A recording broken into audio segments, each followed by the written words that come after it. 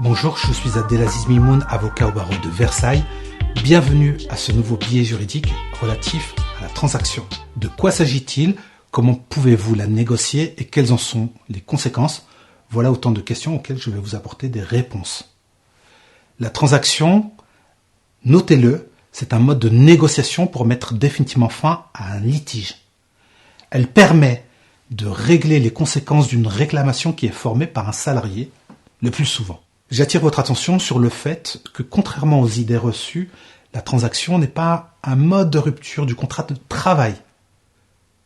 Lorsque j'entends des salariés qui viennent me voir et qui me disent qu'ils souhaitent quitter leur poste en signant une transaction, je mets le holà en leur expliquant que c'est une erreur juridique qui est de taille. Vous quittez une entreprise par une démission, par un licenciement, par une rupture conventionnelle ou par un départ à la retraite, mais absolument pas dans le cadre d'une transaction. Il y a un élément qui est absolument essentiel à retenir. Il faut un préalable obligatoire pour pouvoir négocier dans le cadre d'une transaction, c'est l'existence d'un litige. Par exemple, vous avez été licencié, ou bien vous demandez le paiement de vos heures effectuées, les heures supplémentaires, les congés payés non pris, etc., etc. Voilà un litige. Vous devez contester, notamment en écrivant à votre employeur, ou saisir le conseil de prud'homme.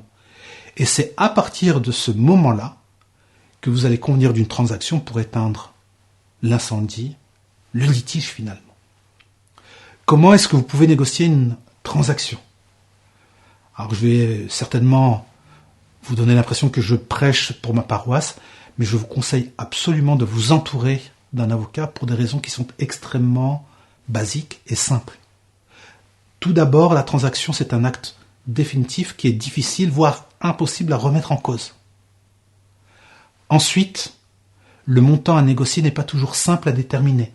L'avocat va vous aiguiller et vous permettre de mieux cerner les montants en jeu, mais également, s'il en existe d'autres, des possibilités. C'est également extrêmement important en termes de cotisation sociale, d'impôt sur le revenu, de différé d'indemnisation pour l'emploi. Sachez-le. Quels sont les délais?